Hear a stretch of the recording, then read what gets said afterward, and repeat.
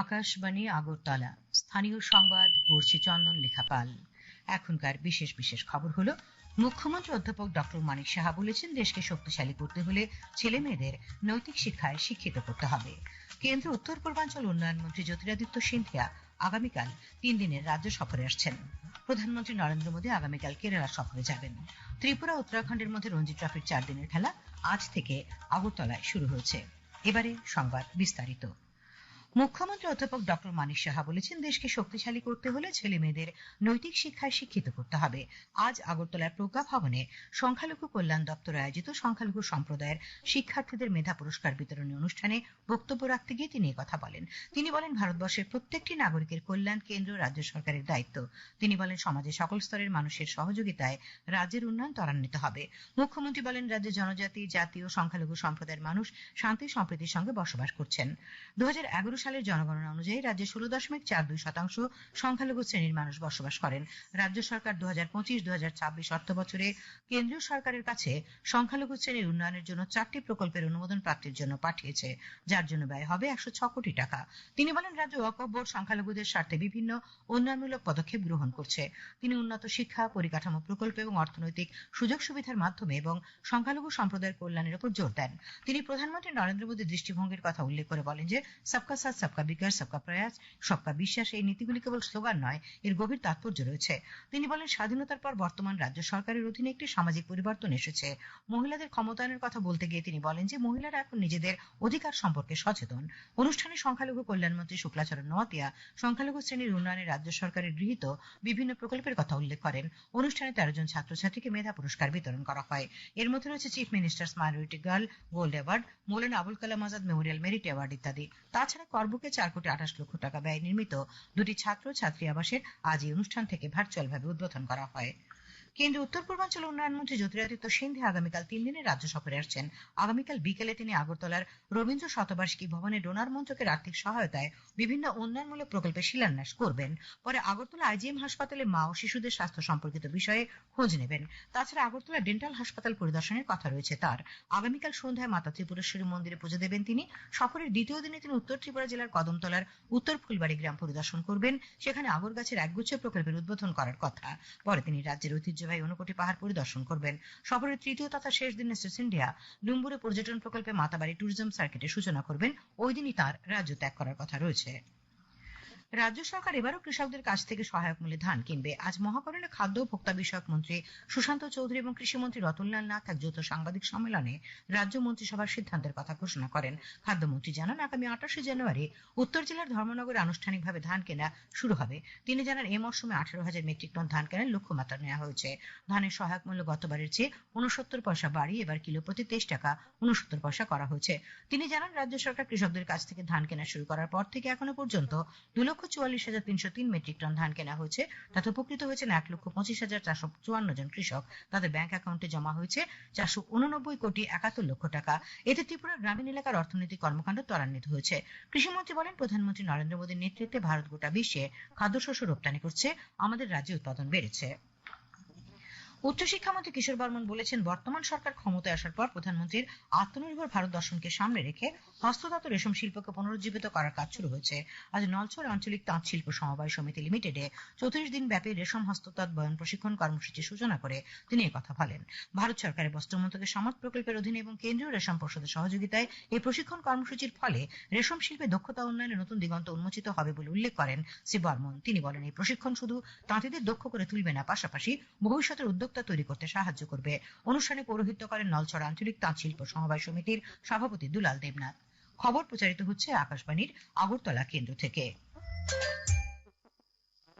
আকাশবাণীর সংবাদের আপডেট পেতে লগ ইন করুন www.newsonair.com এবং নিউজ অন এআইআর অ্যাপ এবং টুইটার ও ফেসবুক প্ল্যাটফর্মে এআইআর নিউজ অ্যালার্টসে। ইউটিউবে লক্ষ্য রাখুন নিউজ অন এআইআর অফিসিয়ালে।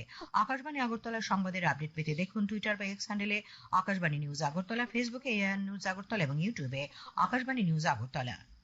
প্রধানমন্ত্রী নরেন্দ্র মোদী আগামীকাল কেরালা সফরে যাচ্ছেন। এই সফরকালে শ্রী মোদী তিরুবনন্তপুরমে বিভিন্ন উন্নয়নমূলক প্রকল্পের ভিত্তিপ্রস্তর স্থাপন এবং উদ্বোধন করবেন। এছাড়াও জনসমাবেশে ভাষণ দেবেন। প্রকল্পগুলি রেল যোগাযোগ, নগর জীবিকা, বিজ্ঞান উদ্ভাবন, নাগরিক কেন্দ্রিক পরিষেবা এবং উন্নত স্বাস্থ্যসেবা সহ গুরুত্বপূর্ণ ক্ষেত্রগুলিকে অন্তর্ভুক্ত করে, যা অন্তর্ভুক্তিমূলক বৃদ্ধি, প্রযুক্তিগত অগ্রগতি এবং নাগরিকদের জীবনযাত্রার মান উন্নত করার উপর প্রধানমন্ত্রীর অব্যাহত মনোযোগকে প্রতিফলিত করে। প্রধানমন্ত্রী 4টি নতুন ট্রেন পরিষেবার উদ্বোধন করবেন, যার মধ্যে 3টি অমৃত ভারত এক্সপ্রেস ট্রেন এবং একটি যাত্রীবাহী ট্রেন অন্তর্ভুক্ত রয়েছে।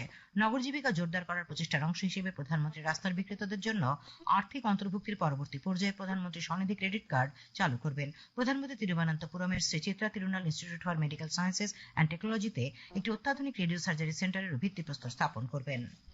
পরিবেশ বান্ধব আগর চাষের সম্প্রসারণ ও পাট্টাপ্রাপ্ত বনভূমিতে কৃষিভিত্তিক বনায়ন সৃষ্টি করার লক্ষ্যে বন দপ্তরের উদ্যোগে আজ দক্ষিণ জেলা ভিত্তিক 1 দিবসীয় সচেতনতামূলক কর্মশালা শান্তির বাজারের মুকুট অডিটোরিয়ামে অনুষ্ঠিত হয়। আগর গাছের চারায় জল সিঞ্চন করে কর্মশালার সূচনা করেন দক্ষিণ জেলার বন আধিকারিক গৌরব ওয়াগ, বকাফার মহকুমা বন আধিকারিক নবারুণ দে, সাবরুম মহকুমা বন আধিকারিক কমল ভূমি, কৃষি বনায়ন ও আগর চাষ বিশেষজ্ঞ সুচিন্দ্রনাথ বণিক, ত্রিপুরা ব্যাম্বু মিশনের উপমিশন ম্যানেজার সুকান্ত দাস, জাইকা প্রকল্পের প্রকল্প সঞ্চালক বিপ্লব বণিক প্রমুখ উপস্থিত ছিলেন। কর্মশালায় জেলার 3 মহকুমার 250 জন বনাধিকার প্রাপ্ত সুবিধাভোগী উপস্থিত ছিলেন। সুবিধাভোগীদের আগর গাছের চারা প্রদান করা হয়। কৈলাসহরে ডিএম কনফারেন্স হলে সড়ক সুরক্ষা জীবন রক্ষা বিষয়ে আজ সন্ধ্যায় সাংবাদিক সম্মেলন হয়। উপস্থিত ছিলেন ঊনকোটি জেলার জেলা শাসক ডক্টর তমাল মজুমদার, জেলা পরিবহন আধিকারিক তরুণ বিকাশ তালুকদার। তারা জানান, চলতি জানুয়ারি মাসকে ঊনকোটি জেলাতেও সরকারিভাবে জাতীয় সড়ক সুরক্ষা মাস হিসেবে পালন করা হচ্ছে। এই উপলক্ষে সচেতনতামূলক কর্মসূচি জেলার নানা স্থানে করা হচ্ছে। চালকদের মাথায় হেলমেট না থাকলে পেট্রোল বা জ্বালানি তেল না দিতে পেট্রোল পাম্পগুলিকে নির্দেশ দেওয়া হয়েছে। বিধায়িকা মীনা রানী সরকার আজ কানাড়া ব্যাংকের বাধারঘাট ব্রাঞ্চের উদ্বোধন করেন। এই উপলক্ষে আয়োজিত অনুষ্ঠানে আগরতলা পৌর নিগমের সাউথ জোনের চেয়ারম্যান অভিজিৎ মল্লিক, নর্থ জোনের চেয়ারম্যান গৌতম চন্দ, কর্পোরেটর প্রসেনজিৎ লোধ, কানাড়া ব্যাংকের assistant general manager Shantanu Kundu সহ অন্যান্যরা উপস্থিত ছিলেন। বামপন্থী কৃষক ও শ্রমিক সংগঠনগুলির ডাকে আজ দক্ষিণ জেলার পতিছড়ির রবগেটে এক সম্মেলন অনুষ্ঠিত হয়। সম্মেলনে সিটুর রাজ্য সভাপতি মানিক দে, সিপিআইএম দক্ষিণ জেলা সম্পাদক তাপস দত্ত প্রমুখ বক্তব্য রাখেন। নেতৃবৃন্দ আগামী 13 ফেব্রুয়ারি সংযুক্ত কিষাণ মোর্চা সহ 500-এর বেশি কৃষক সংগঠন, 10টি ট্রেড ইউনিয়ন এবং ফেডারেশন সমূহের যৌথ মঞ্চে আহত দেশব্যাপী সাধারণ ধর্মঘটের সমর্থনে বক্তব্য রাখেন। আগরতলা তথ্য সংস্কৃতি দপ্তরের জাতীয় ভোটার দিবস পালন উপলক্ষে দপ্তরের বিভিন্ন স্তরের আধিকারিক ও কর্মচারীদের জাতীয় ভোটার দিবসের শপথ বাক্য পাঠ করানো হয়। এবছর জাতীয় ভোটার দিবসের মূল ভাবনা হল মাই ইন্ডিয়া মাই ভোট। আগামী 25শে জানুয়ারি রাজ্যে কেন্দ্রীয়ভাবে জাতীয় ভোটার দিবস পালন করা হবে। আজকের অনুষ্ঠানে তথ্য ও সংস্কৃতি দপ্তরের অধিকর্তা বিম্বিসার ভট্টাচার্য, দপ্তরের উপ অধিকর্তা জয়দেব দেববর্মা এবং উপ অধিকর্তা রজতকান্তি দাস প্রমুখ উপস্থিত ছিলেন। খোয়াই তুলাশিখর ব্লকের প্রত্যন্ত এডিসি গ্রাম পশ্চিম বাছাইবাড়ির মাদরামবাড়ি গ্রামে 60 লক্ষ টাকা ব্যয় নির্মিত 5000 গ্যালন ক্ষমতা সম্পন্ন বিশুদ্ধ পানীয় জল প্রকল্পের আজ উদ্বোধন হয়। এই উপলক্ষে আয়োজিত অনুষ্ঠানে জেলা শাসক রজত পন্থ, অতিরিক্ত জেলা শাসক অভেদানন্দ বৈদ্য, ডিডব্লিউএস দপ্তরের কার্যকরী বাস্তুকার সঞ্জয় দেববর্মা, তুলাশিখর ডিডব্লিউএস দপ্তরের এসডিও জহর দেববর্মা সহ অন্যান্যরা উপস্থিত ছিলেন। জেলা শাসক জানান, জল জীবন মিশন প্রকল্পে তৈরি এই প্রকল্পটি প্রত্যন্ত অঞ্চলের 3টি পাড়ায় প্রায় শতাধিক মানুষের উপকারে আসবে। ত্রিপুরা উত্তরাখণ্ডের মধ্যে রঞ্জি ট্রফির 4 দিনের খেলা আজ থেকে আগরতলায় শুরু হয়েছে। এমবিবি স্টেডিয়ামে টসে হেরে ব্যাট করতে নেমে রাজ্য দল প্রথম ইনিংসে সবকটি উইকেট হারিয়ে 266 রান সংগ্রহ করে। দলের পক্ষে শ্রীদাম পাল 75 এবং স্বপ্নিল সিং 60 রান করে। উত্তরাখণ্ডের ময়াঙ্ক মিশ্র 59 রানে 4টি উইকেট পান। জবাবে খেলতে নেমে উত্তরাখণ্ড প্রথম ইনিংসে প্রথম দিনের শেষে কোনো উইকেট না হারিয়ে 7 রান করে। প্রধানমন্ত্রী নরেন্দ্র মোদী আগামী 25শে জানুয়ারি রবিবার সকাল 11টায় আকাশবাণীর মন কি বাত অনুষ্ঠানে দেশ বিদেশের জনগণের সঙ্গে মত বিনিময় করবেন। এটি হবে মন কি বাতের 130তম পর্ব।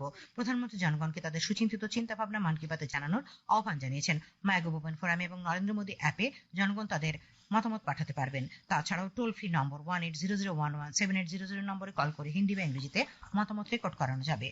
বিদ্যার অধিষ্ঠাত্রী দেবী সরস্বতীর পূজার জন্য আয়োজনে ব্যস্ত রাজ্য।